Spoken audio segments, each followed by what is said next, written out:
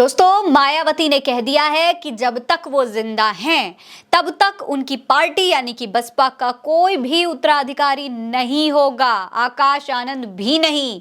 और आकाश आनंद को ये कहते हुए मायावती ने उत्तराधिकारी समेत सभी पदों से हटा भी दिया है। दोस्तों, एक महीने में ही बसपा में बहुत कुछ बदल गया।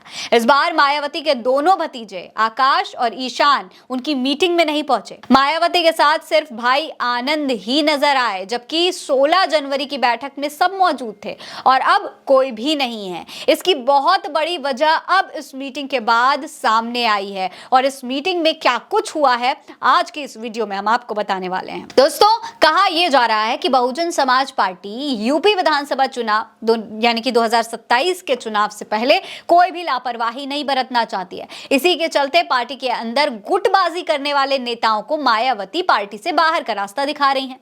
कुछ दिनों पहले दोस्तों आकाश आनंद के ससुर यानी कि अशोक सिद्धार्थ पर गुटबाजी का आरोप लगाते हुए पार्टी से निकाल दिया गया था। वहीं अब मायावती ने भतीजे आकाश आनंद पर भी कार्रवाई कर ली है। आकाश आनंद को उत्तराधिकारी समेत सभी पदों से हटा लिया गया है। यानी कि साफ तौर पर अगर देखा जाए तो मायावती ने आकाश आनंद के ससुर को ही इसका जिम्मेदार ठहराया है और एक्शन दोनों ससुर और दामाद पर ले लिया है। इसके पीछे दोस्तों आकाश आनंद का बदला हुआ रुख भी माना जा रहा है। दरअसल कुछ दिन पहले आकाश आनंद का एक भाषण भी काफी वायरल हुआ था, जिसमें वो पार्टी कार्यकर्ताओं से अपनी ही पार्टी में चलने वाले मतभेद के बारे में खुलकर बात करते हुए नजर आ रहे थे। स्टेज पर खड़े होकर उन्होंने कई ऐसी बातें कही जिसके बाद आकाश आनंद के ऊपर सवाल उठने लगे थे। ये कहा जा रहा था कि भाई आकाश आनंद तो अपनी ही पार्टी के नेताओं के खिलाफ खुलकर बोल रहे हैं, जो कमियां हैं उनको एक्सेप्ट भी कर रहे हैं। शायद यही वजह है कि उनके ऊपर एक्शन भी हो सकता है। दोस्तों, आकाश आनंद ने यह भी कहा था कि कुछ पदाधिकारी पार्टी को फायदा पहुंचाने से ज्यादा नुकसान पहुंचा रहे हैं, काम नहीं करने देते हैं, गलत लोग गलत जगह बैठे हुए। ये ऐसी तमाम बातें आकाश आनंद ने कही थी। उन्होंने ये भी कहा था कि कुछ लोग ऐसे बैठे हुए हैं जिन्हें छेड़ नहीं सकते, उनको हिला नहीं सकते, बड़े हैं लेकिन गलत भी हैं। ये तमाम बातें आकाश आनंद ने कही थी। दोस्तों सवाल ये उठ रहा है कि क्या आकाश आनंद की यही बातें मायावती को चुभ गई हैं? दोस्तों, मायावती ने आकाश आनंद से दूसरी बार सभी जिम्मेदारियां वापस ली हैं। साथ ही मायावती ने यह भी कहा है कि मेरे जीते जी वो मेरी आखिरी सांस तक भी अब पार्टी में मेरा कोई भी उत्तराधिकारी नहीं होने वाला है। मायावती के इस फैसले का पार्टी के लोगों ने स्वागत भी किया है। उन्होंने कहा है कि पार्टी और मूवमेंट पहले है, भाई बहन और उनके बच्चे और तमाम जो रिश्तेदार हैं वो सभी बाद में आते हैं।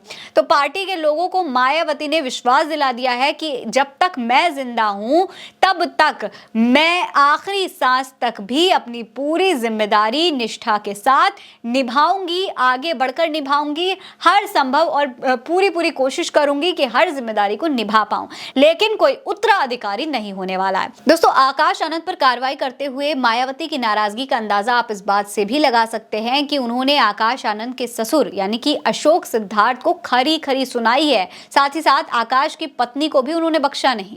मायावती ने कहा कि अशोक सिद्धार्थ ने पार्टी को सियासी नुकसान पहुंचाने के साथ साथ आकाश का पॉलिटिकल करियर भी खत्म कर दिया। यानी कि आकाश का पॉलिटिकल करियर खत्म करने के पीछे उनके ससुर का हाथ माना जा रहा है। इसी वजह से आनंद कुमार ने बदले हालात में पार्टी और मूवमेंट के हित में अब अपने बच्चों का रिश्ता गैर राजनीतिक परिवार के साथ ही जोड़ने का फैसला किया है। यानी कि उनका जो अगला बेटा है ईशान, उसकी शादी अब किसी गैर राजनीतिक पार्टी से ही करवाई जाएगी, किसी पॉलिटिकल पार्टी में उनकी शादी नहीं करवाई जाएगी। दोस्तों, बसपा के सूत्रों की माने तो मायावती ने 17 फरवरी को ही दिल्ली में पार्टी की बैठक में आकाश आनंद को अपने फैसले से अवगत करा दिया था। उन्हें ये भनक लग गई थी कि उनके साथ क्या कुछ होने वाला है। लखनऊ की राष्ट्रीय कार्यकारिणी की बैठक में औपचारिक रूप से आकाश आनंद को हटाए जाने की मुहर लगी है।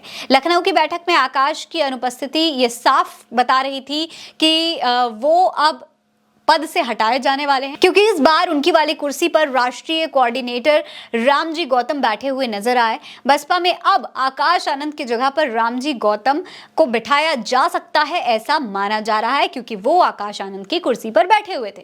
हालांकि रामजी गौतम के साथ मायावती ने अपने भाई आनंद कुमार को भी बसपा का राष्ट्रीय कोऑर्डिनेटर बनाया है, जो आकाश के पिता भी हैं। रामजी गौतम और आनंद कुमार मिल करके बसपा को देश भर में मजबूत बनाने का प्लान बना सकते हैं। हालांकि अब सवाल ये है कि मायावती का ये सख्त रुख क्या आकाश आनंद की राजनीति को यहीं पर खत्म कर देगा, या फिर जिस तरीके की राजनीति आकाश आनंद करते हैं, जिस तरीके से एक युवा नेता के तौर पर आकाश आनंद उभर कर आए हैं, क्या वो अब एक नए सिरे से एक नई पार्टी के साथ एक नए राजनेता के तौर पर उभर कर आएंगे? आपको क्या लगता है? अपनी राय कमेंट सेक्शन में लिखकर हमें जरूर बताएं।